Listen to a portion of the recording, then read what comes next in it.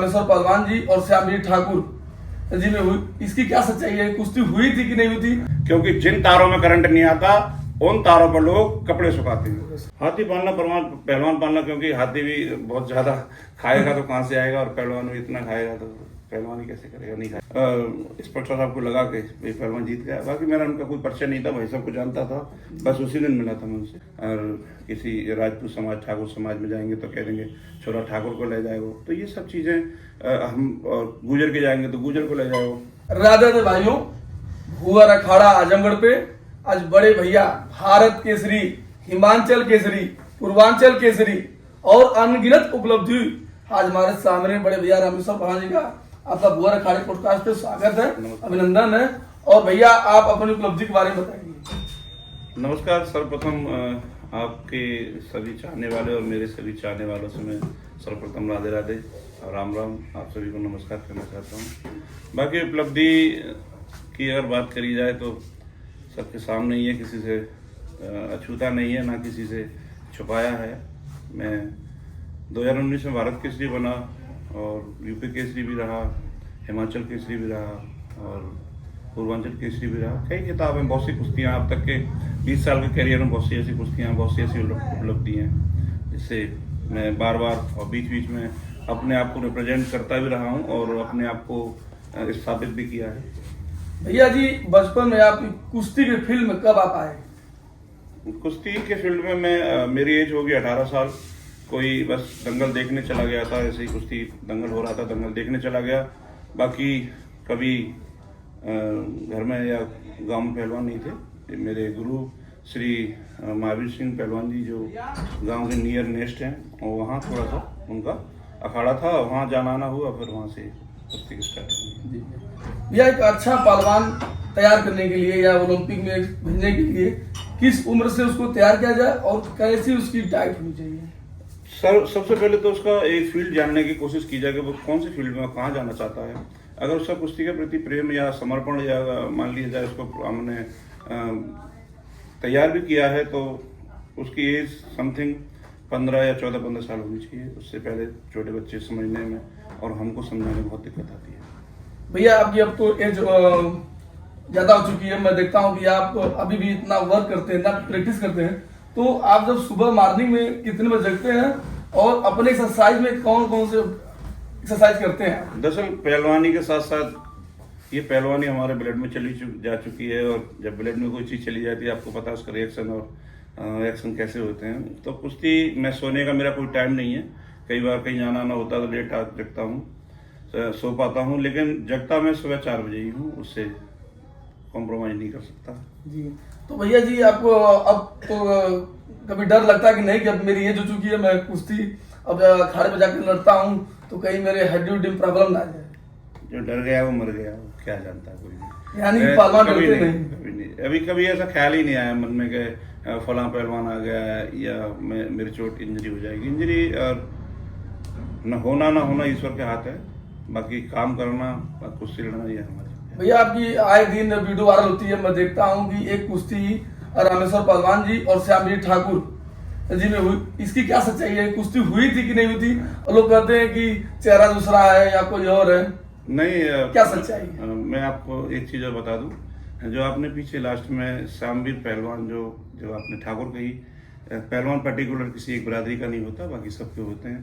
पहलवान की बिरादरी नहीं होती, पहलवान होते हैं। तो जिसने भी ये वीडियो डाली थी उसकी में हार जीत रहती है।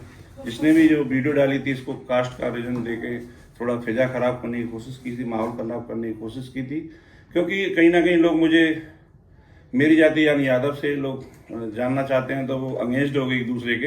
हालांकि मैं आपके चैनल के माध्यम से कहना चाहूँगा कि आपसी प्रेम भाव बनाइए। ये जातियाँ वातियाँ सब ये नेतागिरी के चोचले हैं। बाकी आपके माध्यम से कहना चाहूँगा पहलवान की कोई कास्ट नहीं होती। रही बात कुश्ती की, 2018 में कुश्ती वो हुई थी मेरी और मैं हार गया था। या तो ओवर कॉन्फिडेंट मान लीजिए या मेरा बैड लक मान लीजिए या कुछ भी, तो मैं कुश्ती हार गया। हार जीत तो गेम के पहलू हैं। तो उसके बाद मैं बहुत सी कुश्तियाँ भी हुई उनसे, और अगर किसी पहलवान वो मुझे साथ सुनने हो या मुझे, अभी तो यहाँ पे नहीं है, लेकिन पीठ पीछे किसी की बुराई नहीं करनी चाहिए। वो जो भी मेरी वीडियो को बार बार तोड़ मरोड़ के डालते हैं कि शामवीर ठाकुर ने रामेश्वर यादव को चित कर लिया, तो ये उनकी गुच्छी मानसिकता है। ऐसे कह सकते हैं शामवीर पहलवान ने रामेश्वर पहलवान को चित कर लिया, ये अच्छा हो सकता है। किसी जातिवाद का नाम देना ये अच्छी बात नहीं। आपकी सोच अच्छी है, आप नेताओं पे भी कटाक्ष किए हैं, लेकिन मैं जानता हूं कि आप जिला पंचायत सदस्य भी हैं हाथरस से, उसके बावजूद भी आप नेताओं को कह रहे हैं कि ऐसी एक सीख दे रहे हैं आप। नहीं, हम आने वाले समय में अगर ये सब चीज़ें नहीं रहेंगी तो समाज का नए निर्माण का निर्माण होगा।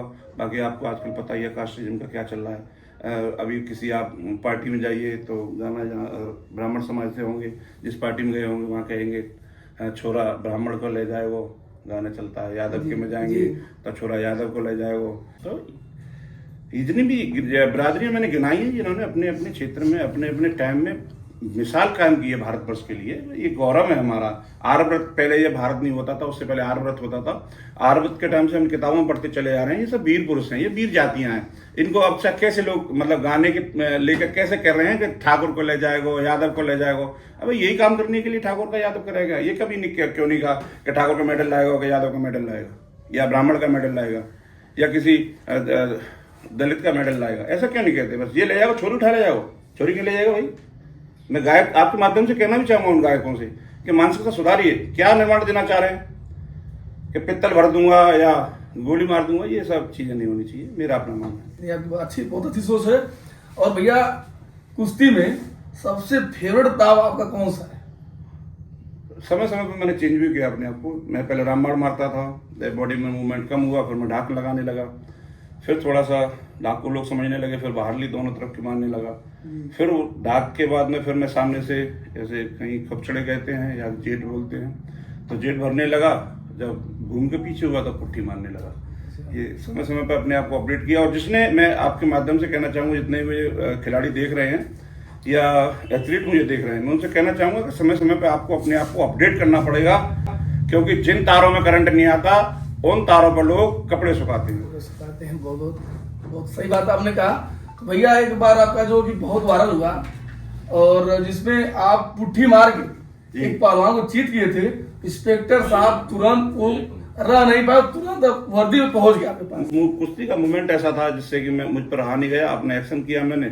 बाद बाकी इंस्पेक्टर साहब को लगा के भाई पहलवान जीत गया। बाकी मेरा उनका कोई परिचय नहीं था, भाई सबको जानता था, बस उसी दिन मिला था मैं उनसे। लोग कहते हैं कि भाई तुम्हारे पुराने परिचित होंगे। वो बैसला साहब थे, गुज्जर समाज से थे, तो उन्होंने मेरा सम्मान किया, बहुत अच्छा लगा। भैया, एक पहलवान को की डाइट क्या होनी चाहिए? खान पान उसका कैसा होना चाहिए? खान पान नेचुरल होना चाहिए, क्योंकि हम वेस्टर्न कल्चर को हम लोग फॉलो कर रहे हैं कि प्रोटीन होना चाहिए, ये चीज़ होनी चाहिए, वो चीज़ होनी चाहिए। क्योंकि हमारे खाने पीने में ऐसी बहुत सी चीज़ें हैं जिसको हम खा सकते हैं। खाने पीने में जैसे सुबह की डाइट अलग है, शाम की अलग है, बॉडी बिल्डर की अलग है, पहलवान की अलग है। बहुत से पहलवान बॉडी बिल्डरों की डाइट को फॉलो कर रहे हैं। हो सकता है वो सही हो, लेकिन मैं नहीं मानता, क्योंकि पहलवान की डाइट अलग होती है। जो लोग डबल सपाटे लगाते हैं, सपाटे लगाते लगाते लगाते एक दिन उनका लिगामेंट खराब हो गया, क्योंकि उनको प्रॉपर डाइट नहीं मिली जो मिलनी चाहिए। अब उन्हें जो डाइट ले रहे हैं बॉडी बिल्डर की, मार रहे हैं सपाटे, तो खत्म तो होने ही है। तो कितना, मतलब वो खाने में क्या ले सकते हैं? खाने में अच्छी चीज़ें लीजिए, दाल लीजिए, सुबह को मॉर्निंग में दूध बादाम लीजिए, घी लीजिए, थोड़ा बहुत। घी की कहूँगा तो लोग चिढ़ने लग जाएंगे कि भाई घी की बोल रहा है। तो जो चीज़ हमने खाया पिया शुरू से, हम उसी की ज्ञान दे सकते हैं, उसी की बात कर सकते हैं। सबसे एक अच्छी बात बताइए कि भैया, ब्रह्मचर्य क्या होता है? पहलवान के ब्रह्मचर्य होता क्या? ब्रह्मचर्य है क्या? ब्रह्मचर्य means bite blood. Bite blood means, अगर बायोलॉजी सिस्टम में जाएंगे हम लोग, तो 45 किलोग्राम हम लोग खाना खाते हैं। जब उसका वन टाइम के लिए सेक्सुअल रिलेशनशिप में आने के लिए, यानी कि वीर को ही ब्रह्मचर्य कहते हैं। अच्छा। तो ब्रह्मचर्य यानी वीर को रोक के रखना अपने आप को। जो ब्रह्मचर्य का जो पालन करेगा, मीन्स सेक्स से या सेक्सी समस्याएं जितनी भी हैं उनसे दूर रहेगा, सेक्स से दूर रहेगा, अपने आप को स्टैंड करने के लिए उस वाइट ब्लड को रोकेगा, वही पहलवान बनेगा। तो ये क्या वैवाहिक जीवन के बाद ब्रह्मचर्य नहीं रह सकता कोई? अरे नहीं, ऐसा कुछ नहीं। 18 साल मेरी शादी को हो गई, 20 साल पूरे कुश्ती कैरियर को है, मेरी बेटी है, बड़ी बेटा है। क्या ऐसा तो है नहीं, मतलब हम लोग ये सब रिलेशन में नहीं आती होंगे, लेकिन समय समय पर अच्छा लगता है। लगातार बारिश होगी अच्छी लगेगी, समय पे होगी जब भी तो अच्छी लगेगी। बिल्कुल। तो किसको श्रेय मानते हैं आप अपने जीवन में? समय की बात है, समय को परखे ज्ञानी, और समय पर निकले धूप और समय पर बरसे पानी। समय की बात है, समय पर सब अच्छा लगता है जी। तो किसको श्रेय देंगे आप जब आप पहलवानी में आए? कौन सपोर्ट किया आपका? सिटी बाय सिटी मेरी माँ एक्सपायर हो गई, उसके बाद मेरी बुआ जी ने मेरे छोटे से पाला, फूफा जी का इसमें विशेष सहयोग है। उसके बाद में फिर मेरे गुरु महावीर सिंह पहलवान जी जो आज वृद्ध हैं बहुत ज़्यादा, तो उन्होंने मुझे अपने बेटे की तरह पाला और शिक्षा अच्छी दी। बाकी बुआ जी ने मुझे पाला बचपन से, और जब मैं थोड़ा सा बड़ा हुआ फिर मैं अपने गांव आया पापा जी के पास। तो मेरी जो ताई हैं, जो मौसी भी हैं, ताई भी हैं, बहन थी मेरी माँ, तो उन्होंने मुझे पाला। और विशेष योगदान अगर कहूँगा तो जो मेरा छोटा भाई विजय है, उसने मेरा बहुत योगदान किया। पूरा जिम्मेदारी उसने संभाली, मुझको पहलवानी के लिए भेजा दूर दूर जहाँ भी जाना था। भैया आप पॉलिटिक्स में कब आपकी एंट्री हुई? पॉलिटिक्स में कोरोना काल लगा था, लॉकडाउन लगा था, सब खाली बैठे थे, मैं चुनाव लड़ लिया जाए। तो जब चुनाव लड़े तो किसी पार्टी ने, थोड़ा सा वैसा लग रहा है मुझे कहने में, गला सा भर रहा, किसी पार्टी ने उस समय सहयोग नहीं किया, सपोर्ट भी नहीं किया, और किसी ने विश्वास भी नहीं किया। लेकिन कोई बात नहीं, हो सकता है मैं उनको रिप्रेजेंट ना कर पाया हूँ, मैं कौन हूँ क्या हूँ, उनकी गलती नहीं है। एकदम से मैं कर दूंगा, उन्होंने टिकट नहीं दिया, कोई बात नहीं, अच्छा किया आपने टिकट नहीं दिया, टिकट दिया होता शायद न जीतता, निर्दलीय था, जीत गया। अच्छा, निर्दलीय थे, आप जीत गए। तो क्या आप मानते हैं भैया कि विधानसभा में या लोकसभा में पहलवान का एक, मान लीजिए एक ही का जाना जरूरी है? पहलवान को सभी लोग प्यार करते हैं, पहलवान को विधानसभा लोकसभा में जाना जरूरी है, क्योंकि खिलाड़ी की आवाज एक खिलाड़ी उठा सकता है। खिलाड़ी की आवाज को बुलंद करने के लिए किसी न किसी खिलाड़ी को, एक को नहीं कई खिलाड़ियों को विधानसभा, कई खिलाड़ियों को लोकसभा जाना पड़ेगा। भैया जी ये कहना है कि मान लीजिए जब हम पहलवानी जो है विलुप्त हो रही थी जी, तो इसका विलुप्त होने का कारण क्या था, और अब कैसे आप इसको, अब इस जमाने में कैसे लोग पहलवानी को दोबारा लाएं? आपने देखा होगा, क्या करना पड़ेगा? आपने देखा होगा, जैसे कि आपके माध्यम से बताऊं, बहुत सी जगह नए नए अखाड़े खुल रहे हैं। जैसे कि आपका अखाड़ा तो बहुत पुराना है और आप लोग भी यहाँ सपोर्ट करते हैं। भोगर अखाड़ा पहचान में होता है, नहीं साल भर पुराना भैया, साल ही भर पुराना है, साल भर पुराना है। लेकिन हाँ, अब आगे बात, आपने साल भर अपना अखाड़ा बनाया, आपको देख के किसी दूसरे ने बनाया। तो मैं यहाँ तक जानता हूँ, पिछले एक साल में लगभग मेरे संज्ञान में 1000 अखाड़े ऐसे हैं जो नए स्थापित हुए हैं, और वहाँ बच्चे तैयारी कर रहे हैं। और पहलवानी भी नहीं करते तो वो फिटनेस के लिए बहुत आते हैं लोग हमारे पास और आपके पास। वो जो अखाड़े जो खुले हैं वो सब फिटनेस के लिए खुले हैं। अब जिम कल्चर को छोड़ के आदमी देसी पे ही आना चाह रहा था। तो ये मैं देख रहा हूँ कि अब पहलवान जो है कि फाइनेंशियल से बहुत कमजोर होते हैं, तो गवर्नमेंट को क्या करे कि ताकि वो आगे तक जाए? मैं आपके माध्यम से ये कहना चाहूँगा गवर्नमेंट के लिए कि पहलवानों के लिए भी आप थोड़ा सा रहम करिए। बहुत सी ऐसी स्थिति है कि पहलवान को अपनी डाइट पूरी करने के लिए क्या क्या करना पड़ता है, कहाँ कहाँ किससे क्या करना पड़ता है, माँ बाप को किस समस्याओं का, क्योंकि पहलवान एक बहुत महंगा गेम है। इसमें मतलब 15 से 20 हजार रुपये महीने आने हैं, नॉर्मल खर्चा है। कहते हैं एक पहलवान पालना और हाथी पालना, इसमें कितनी सच्चाई है?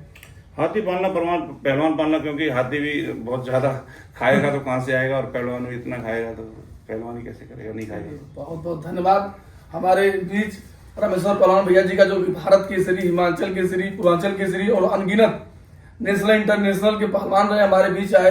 भुवर अखाड़ा पॉडकास्ट की तरफ से आपको दिल से धन्यवाद कि आप हाथरस की धरती से चल के भुवर अखाड़ा करते आए। बहुत बहुत धन्यवाद भैया, आप सभी से मेरा पुनः नमस्कार, धन्यवाद।